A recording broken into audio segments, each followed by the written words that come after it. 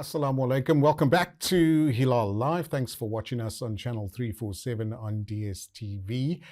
From the Cape Town studios. Now, over the last couple of weeks, we've been chatting to Ahmed Solomon, who's the director of TTR and Youth Mastery, and talking about the various initiatives they've been running over the very many years. Now, today, we've got another young man in studio, Tariq Titus, who's the head of operations at Taqwiyah, and an organization which has partnered with Youth Mastery and TTR. And they've been very instrumental in the growth of the team and the various projects as well. Now, Ahmed describes Tariq as the personification of leadership with his teamwork and also collaboration as well. So he's here in studio to talk to us on how we as a community are stronger together. Tariq, assalamu alaikum. Welcome to Hilaal Live. Wa alaikum salam. Beautiful words from Ahmed, and obviously meant from the heart, which means that you guys work very closely together. Yes, indeed. That's quite some big accolades. I can only hope to live up to them. Alhamdulillah. Alhamdulillah. So I like the term that was just mentioned now, stronger together. I think currently now as a community and as a country, though that slogan was actually coined from the Springboks at the back of the World Cup. For sure. And in that's a lot of lessons for us in relation to teamwork, relation to collaboration, and what it actually takes for a group or an entity or from different backgrounds and individuals to actually have a common goal and achieve it. So when I heard you now mention stronger together, that's their slogan, by the way. It is, and it actually came at the back of the previous World Cup or during that time. But there's lots of lessons we can draw from. Right. So I must tell you, I'm an All Black supporter. First of all. Okay. So, but I've congratulated the Springbok and the various supporters on their win. Well deserved. Your collaboration with Youth Mastery, how long has that been going on for? So currently we're in collaboration for the last 2 years, more from an aspect where we've onboarded all our projects into one scope. Okay. But holistically, we've all been on the same mission for plus minus 10 years. Brilliant. I think Youth Mastery has been on one side of the road and Taqwiyah has been on the other side of the road. And there's been instances in our journey where we've kind of touched base on certain projects and ran into one another. But eventually, because of our shared beliefs and shared values, we ended up on the same path. Nice. I like that. You know, it's always, we tend to resonate towards like-minded individuals, and our circle becomes just that, like-minded as well. But your history, your background, give us a little bit of that. So, alhamdulillah, through Allah's grace, I've been fortunate to be in a team setting since the age of 6. And I always make this joke with my wife when discussing the experience that I have. And I say I've got over 22 years of leadership experience. Not to boast. And she calculates and she's like, whoa, but doesn't make sense. Not to share my age. But through my journey across the sports and across even in the corporate sense and in the non-profit sense, I've been fortunate to really be exposed throughout quite a large portion of time to the dynamics of a team, what it means to bring individuals together from different skill sets, what the true definition is of achieving a common goal. And that's predominantly my background. And at the moment, again, through Allah's grace, I've been afforded the opportunity through the years of experience to add benefit in different capacities. Brilliant. And at this moment, in topic would be really supporting the Youth Mastery projects alongside with the skill sets that we've developed over the years. Great. The work that both the organizations do, does it overlap, or do you concentrate on, specifics and let Ahmed concentrate on other specifics? Yeah, very good question. I think the collaborative efforts, right, requires one what requires individuals or leaders to actually get to a point and apply the law of the lid, I would call it, which is actually a concept where after a while, if you really understand what value you bring to the table and what role you fulfill in any capacity, be it in individual capacity, in a relationship capacity, in society, when one truly understands that aspect of oneself, one will then realize that this is what I bring to the table. But more importantly, one also appreciates what the next entity or individual brings. And many times when this happens, collaboration really takes place, right? And this is really something that has taken shape between the two organizations, but it came to a point where my skill sets that I brought to the table and Ahmad's really complemented one another. But before the skill set, it came down to understanding that this is what I bring and that's what you bring. And the recognition between the two, that your strengths are actually complementing mine, and it's something that I need development in. And us having this vulnerable conversations as two leaders actually allowed us to get to that point.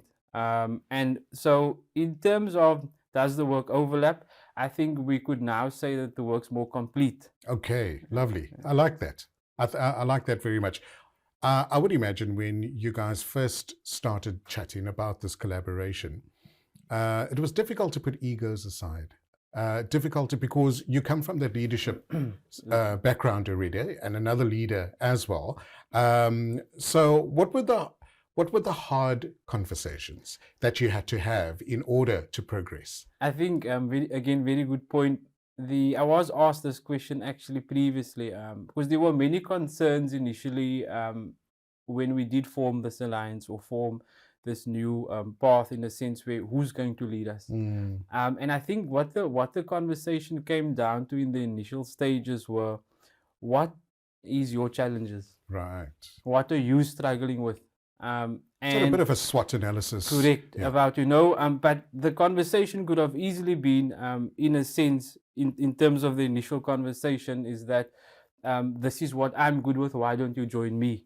And that's not how this conversation took place. Right. It was more us discussing the actual mission that we're on, which is serving the community and serving the Ummah at large and following our teachers in that sense. But what are the challenges? And through discussing the challenges, we then found a common ground between the solutions we're sitting with. And in that light, it was not a difficult decision, but an easy one to decide who's going to lead between the two of us. And that was an easy decision on my side, because that's the rank that I see that Ahmad has, and that's the skill sets I want to develop into. And so that's the conclusion. Brilliant. I like the fact that you guys are pretty young, and often enough, young individuals sometimes cannot be as level-headed as older individuals, but you prove that wrong. You guys definitely prove that wrong. When people look at collaborating, sometimes it works, like you guys, it works, sometimes it doesn't. In your opinion, what are some of the red flags that you would need to look for to say, you know what, thank you, but no thank you? I think while we are encouraged to have a good opinion about others, it's also our responsibility to tie our camel, right? Of course. And so in terms of red flags, I would more define it as pitfalls, because it's a journey, right? And it's a journey that has many pitfalls and potholes. At the crux of the matter, before one collaborates with another entity or an individual in that, because it starts from an individual capacity, right? Two people have to meet and then spread it within the organizations and their teams. And what really would deter the spirit of collaboration is if either entity has their brand or their status and puts that ahead of the objective of the work. So, when two individuals meet, and if you are looking to collaborate with another organization in any aspect, in any field that you find yourself in, one always has to, in the initial stages, listen for, are you putting your brand first, or are you putting the work first, or the mission, or whatever objectives we set out? and that would give one an indication what the end result would look like, because there's many decisions we have to partner on, especially because we're collaborating. So I specialize in this, and so do you, but who's going to take the lead on it? Got you. And what diminishes that is basically if the individual or entity puts their brand first, or their logo, or their name, and that's something that one should be. I think, look, we all work for recognition. We all work to ensure that our company runs effectively. The people that are surrounded, or that we surround, that also works in the same light as well. And we're going to get into that after the break. We're going to get into some of the work you do as operations, some of the courses you guys offer, some of the projects that you've been involved in, and open up our WhatsApp line as well, so people can communicate with you and also ask any questions that they may feel necessary as well. Thanks for watching us on Hilaal TV channel 347. We're chatting to Tariq Titus, who is part of Youth Mastery. We've had Ahmed in over the last couple of weeks, and now it's Tariq's turn to come in and chat about the great work that they do as well. You are still watching Hilaal Live. Assalamu alaikum, and thanks for watching us on channel 347. It's Hilaal Live. In studio, we've got Tariq Titus, who's part of Youth Mastery, TTR, and also his individual company that's now joined TTR and Youth Mastery, Taqwiyah, the company's name is, right? Tariq, thanks so much for coming into studio. The day-to-day running as an operations manager, take us through what that looks like. I would imagine sometimes you're inundated with so much, and there are times where you can, take a little time off. Talk to us about that. Yeah, I think in almost every project scope or any capacity, we've got seasons. Seasons that we ramp up, and seasons that we can not taper down, but we can be more strategic in a sense where but within the community scheme and social scheme of operations, there's not really much room, because there's the need, once we define what our audience is within the community, I think the need just keeps growing, because the more objectives we achieve and the more we align to what we set out to do, the more we get to a point where we realize that there's much more in people in need, communities in need, institutions in need. And while one would love to accept and appreciate and take on as much work as one would, there also comes a time when we have to be selective in a sense with who we are able to deliver to. I think in our early years, within the operational sense specifically, before really collaborating with Ahmed and all the resources and the facilities that we're now sitting with, once again, like I mentioned, you get to a point where you assess that the need is there, and you achieve it and you fulfill it. You kind of go on a crusade, like you just want to tick the boxes and just keep fulfilling the needs of different organizations or communities in that sense. But I think over the years, you get to a point where you realize that this is what I specialize in. And you kind of become selective in it. Not that you want to deter from the objectives, but that gives you a sense of appreciation for the value of the work you're doing. So again, seasonally, we see ourselves more busy, especially at this part of the year. I think many of the communities now and in different areas, and many of the institutions are looking towards the end of the year, the holiday season coming up. How do we support the youth better, keep them more active? Of course. Also within of the year, in the Islamic aspect, with serving Islamic institutions, what can the communities offer for the community that keeps them more engaged? So that's brilliant. I like that. I think you guys are on a very good wicket. The collaboration works. Just like you guys collaborated, do you include other organizations to come on board and be part of this journey? Yes, good question again. I think you hit the spot there. Again, in the essence of collaboration over the years, both Ahmed and myself have have been fortunate to be approached by many, I would say, startup Okay, nice. communities or entities that has now seen the work that the impact that the work has, and we've been approached many times. I think both at this moment now we serve institutions that's reaches further than ours. Okay. I think there's about 5 now, but these 5 institutions, and there is more, but these specific 5, if I would mention it, the audience reaches a broader Nice. than currently, again, our reach. Mhm. And I think in that sense, through that work and the impact it has, again, we do find more smaller communities or institutions reaching out, asking, how do we achieve what has been achieved? How do we set up our institution or organization in this manner? And in that way, we've actually set up a monthly and bi-monthly platform where we actually invite these leaders from the different communities. We do a needs analysis, Gotcha. and then we basically open our calendar to show what workshops lies ahead for them to join. And most of them are free. So we're chatting to Tariq Titus, who's part of the amazing organization called Youth Mastery. And if you'd like to know a little more, we're going to give out some details a bit later of how you as an individual can get involved, or maybe your kids could get involved on the various projects as well. We're going to open up the WhatsApp line as well.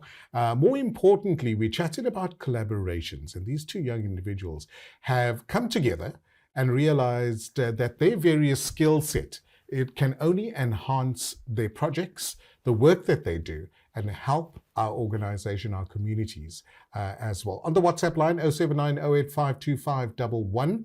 Send us any message that you would like to, any concerns or comments. We welcome those as well.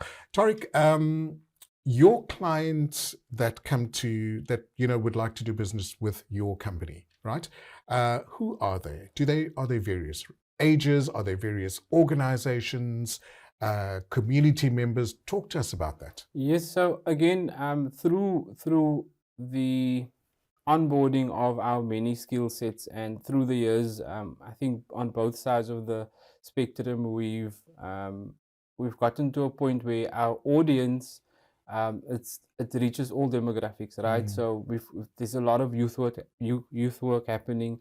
There's a lot of institutional support. I think part of our team, there's also leadership coaches, psychologists, that we now have an audience that again serves many purposes, right?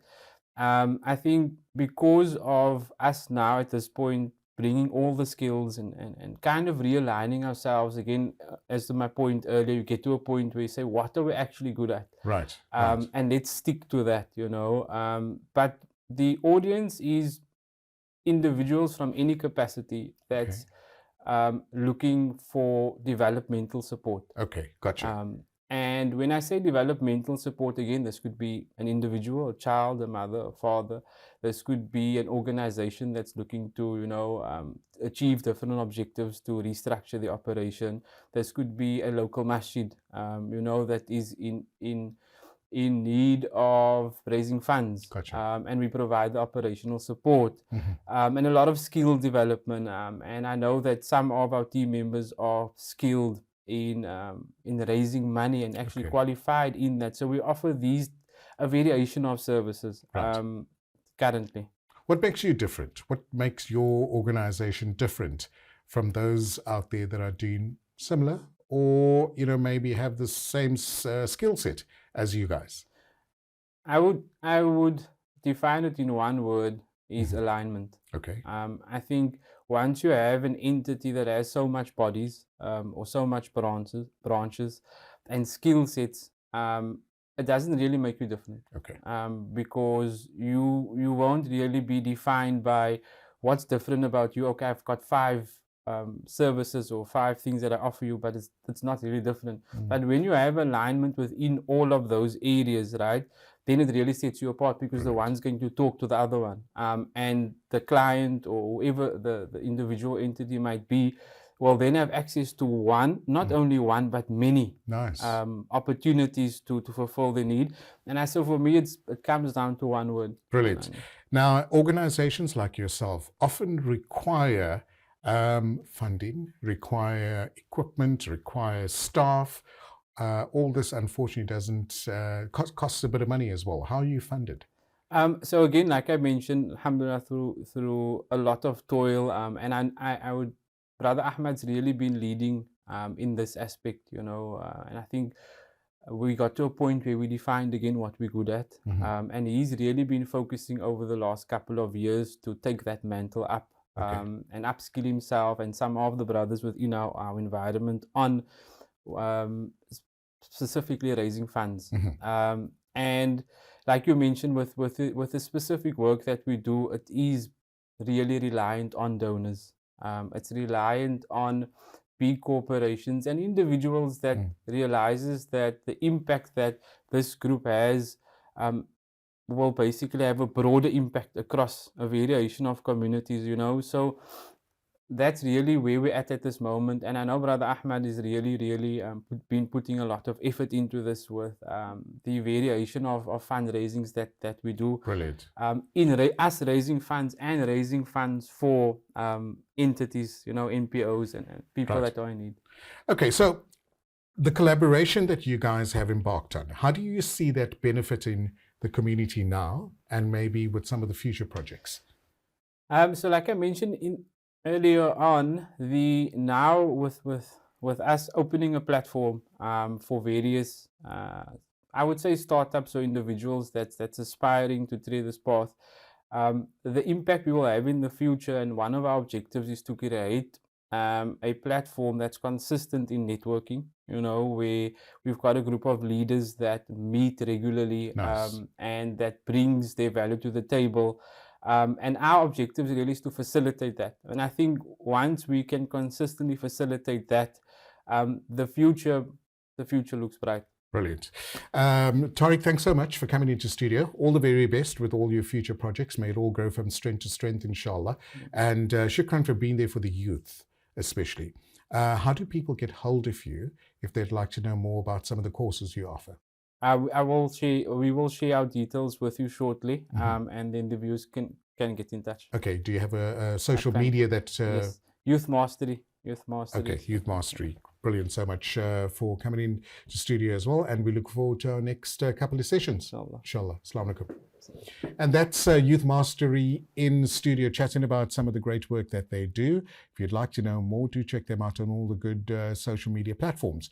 That's all that we have for you from Cape Town. Sohail Barnes and myself, Luqman Shadrack. We're back tomorrow on Hilaal Live. Do join us then. Have a great evening. Assalamu alaikum.